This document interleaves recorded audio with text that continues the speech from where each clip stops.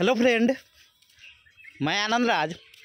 आप सब देखिए, बिहार यूनिवर्सिटी जो मुजफ्फरपुर में है उसका बीएड सेकेंड ईयर का सेशन 21-23 का देखिए हम course 8 knowledge and curriculum, course 9 assessment for learning और course 10 creative and inclusive school का VVI क्वेश्चन डाल दिए थे।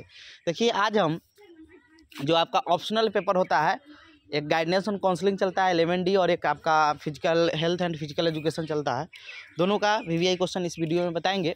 और इसके बाद आपका कल मेथड का कर देंगे कि आपका ख़त्म हो जाएगा, समझे। और उसके बाद देखिए अब ज़्यादा तो टाइम आपका नहीं बचा हुआ है, इसलिए आप कोशिश कीजिएगा कि जो VVI किए उसी को ध्यान में रखते हुए आप स्टडी कीजिए। और मैराथन वीडियो भी ले आएंगे C8 C9 C10 का, एक ही वीडियो में आपका पूरा यूनिट 5 यूनिट कवर रहेगा। C8 का, फिर C9 का, फिर C10 जो 3 यूनिट है, फिर 11 मेथड का, समझ गया। तो कल मेथड का VVI कर देंगे, 14 मेथड जितना भी पढ़ना है सबका कर देंगे। देखिए एक और चीज़ बता रहे हैं कि इन्हीं को नोट्स चाहिए सभी पेपर का, तो जो लोग नहीं लिए हैं तो इस नंबर पर व्हाट्सएप करें, कुछ पेमेंट करके हमको नोट्स मिल जाएगा। 9576002401 पर व्हाट्सएप कीजिएगा, आपको नोट्स मिल जाएगा, समझ गए। कुछ पेमेंट करना होगा, नोट्स सभी पेपर का C8 C9 C10 11, समझे। और मेथड का कॉमन टॉपिक होता है, जो सभी मेथड का क्या होता है कि एक ही तरह का उसमें आपका क्वेश्चन कल बताएंगे, तो देख ही लीजिएगा, तो आपको सब मिल जाएगा, समझ गए। तो देखिए लिखा है Bihar university B Ed second year VVI question 2023 session हो गया 21-23 कोर्स 11D जो आपका गाइडेंस ऑन काउंसलिंग होता है। देखिए 3 यूनिट होता है इसमें, समझ गए। यानी 3 यूनिट में 6 क्वेश्चन दिया रहेगा, आपको 3 क्वेश्चन का जवाब देना है। 40 नंबर का पेपर होता है, इसमें भी आपको 3 घंटा मिलेगा, इसीलिए इसको आराम से आप लिख सकते हैं। देखिए इसमें आपको 2 क्वेश्चन तैयार कर लीजिएगा ना, एक निर्देशन और एक परामर्श, समझिए 2 यूनिट इसी से, तीनों यूनिट इसी से रिलेटेड रहता है, लेकिन ये दोनों तो क्वेश्चन आपको तैयार करिए के जाना है कि निर्देशन और परामर्श क्या होता है, उसका अर्थ परिभाषा, निर्देशन और परामर्श में क्या अंतर है। तो इसको आप कोशिश कीजिएगा 2 क्वेश्चन तो एकदम अच्छा से पढ़ ही के जाइएगा, उसी बेस पर आपका पूरा 3 यूनिट होगा, समझ गए। तो देखिए पहला क्वेश्चन है कि निर्देशन से आप क्या समझते हैं, इसकी आवश्यकता है महत्व का भी विवेचना करें। समझ गए कि निर्देशन क्या होता है, जिसे गाइडेंस बोलते हैं, किसी आदमी को गाइड करते हैं तो उसके मतलब क्या, उससे क्या आप समझते हैं। कोई बात आप किसी को गाइड करना है तो आप जो कम जानकार होगा वो ज़्यादा को नहीं कर सकता, जो ज़्यादा जानकार होगा कम जानकार को गाइड कर सकता है, समझ गए। जैसे मान लीजिए कोई आदमी मैट्रिक पास किया तो वो अब 9th वाला के पास गाइड लेने नहीं जाएगा, वो जाएगा किसके पास, तो 11 12 जो पास होगा। तो ऐसे आप समझ सकते हैं, समझ गए। तो निर्देशन से आप क्या समझते हैं, इसकी आवश्यकता है महत्व की विवेचना की। दूसरा क्वेश्चन है कि परामर्श की परिभाषा दीजिए तथा परामर्श के प्रकारों को लिखिए। कौन कौन प्रकार का परामर्श होता है, नहीं काउंसलिंग कौन कौन होता है, तो आप इसको काउंसलिंग हम लोग करवाते हैं, समझे कि क्या क्या इसमें हो सकता है। तो परामर्श की परिभाषा दीजिए तथा परामर्श के प्रकारों का वर्णन करें। एक्स्ट्रा में क्वेश्चन है कि शैक्षिक और व्यावसायिक निर्देशन से क्या समझते हैं, समझे। यानी आपका एजुकेशनल और वोकेशनल जो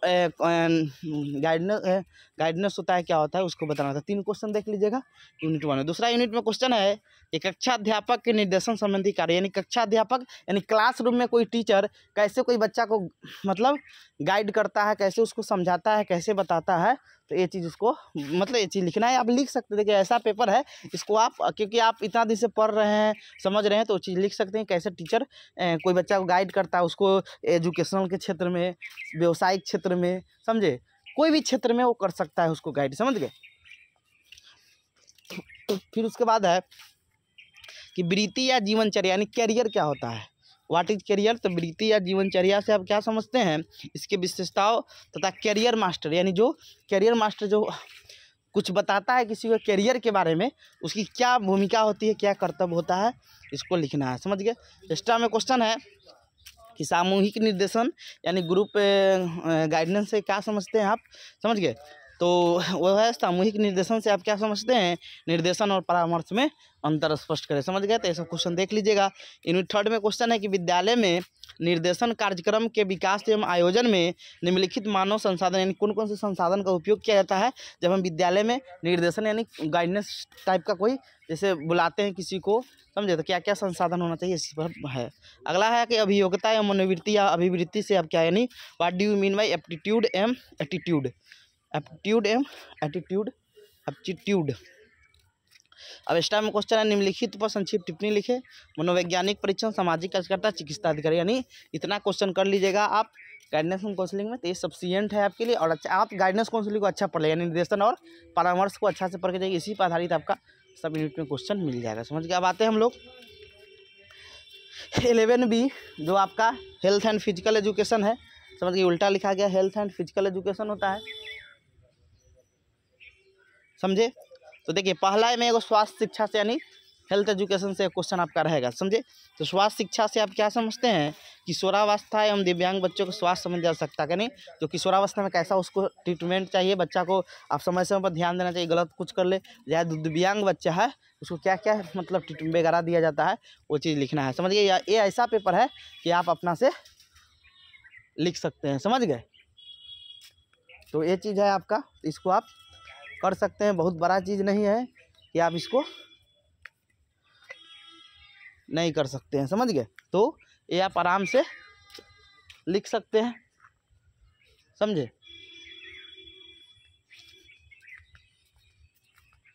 फिर आगे आपका है कि तो स्वास्थ्य शिक्षा पढ़ लीजिएगा ना, हेल्थ एजुकेशन अच्छा से आप पढ़ लीजिएगा, समझ गए।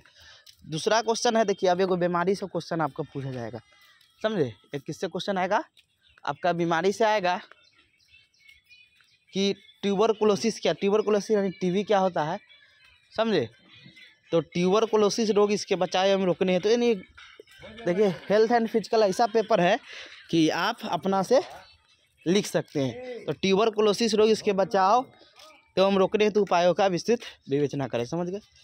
फिर उसके बाद है आपका एक्स्ट्रा में कि दैनिक जीवन में होने वाले आकस्मिक घटनाएं, आप जा रहे हैं कोई एक्सीडेंट हो गया तो इसके निपटने के लिए आप क्या क्या जो फर्स्ट एड होता है ये सब के बारे में आपको लिख देना। अब आते हैं यूनिट 2 में। तो संतुलित आहार यानी बैलेंस डाइट क्या होता है जानते हैं, कार्बोहाइड्रेट, वसा, प्रोटीन, खनिज लवण, ये सब की मात्रा एक सीमित अति में हो तो उसे हम लोग संतुलित आहार कहते हैं। संतुलित आहार क्या है, संतुलित आहार को प्रभावित करने वाले कारकों का विवेचना करें, समझ गए। What is balance diet. दूसरा है दूषित पानी पीने से होने वाले रोगों को सूचीबद्ध कीजिए, यानी कौन कौन रोग होता है, आप गंदा पानी दूषित पानी पीजिएगा, तो समझ गए। और दूषित होने से रोगों से बचाव के लिए आप क्या कीजिएगा, ये सब आप लिख सकते हैं, कोई बड़ा चीज़ नहीं है, समझ गए। अब आते हैं एक्स्ट्रा में कि भारतीय भोजन में विविधता, संक्षिप्त टिप्पणी लिखना है कि भोजन में विविधता, आप बिहार का अलग खाना है, लिट्टी चोखा सुने होंगे। फिर आप जाइएगा पंजाब में तो वहाँ अलगे है, गुजरात में जाइएगा तो शक्कर चीनी अथी दूध है, दाल में शक्कर डाले खाता है, डोसा, ये सब आपको साउथ का खाना मिल जाएगा। तो ये सब भारतीय भोजन में विविधता हो गया। शास्त्रीय एवं शस्त्र में जो भोजन एक सत्र में मिलता है, समझे, तो तरबूजा हो गया, समझे। या कुछ भोजन ऐसा होता है जो एक विशेष अवसर पर खाया जाता है, त्योहारीय भोजन जो त्यौहार वगैरह में खाया जाता है। पोषण उसके क्या नहीं, कौन कौन प्रकार, सौ पोषण, पर पोषण, ये चीज़ है। कार्बोहाइड्रेट, ये सब के बारे में लिखना है। अब यूनिट 3 में योगा से क्वेश्चन रहेगा, तो योग से आप क्या समझ, इसके महत्व की विवेचना करें। और ग्रामीण विद्यालय में योगा, योगासन और प्राणायाम की भूमिका को बताइए। और एक्स्ट्रा में है शारीरिक फिटनेस और स्वस्थ व्यक्ति क्रियाकलापों का वर्णन करें। तो ये चीज़ आपका हो गया, इसको लिख सकते हैं, बड़ा चीज़ नहीं है, आप कर सकते हैं, समझे। Thank you.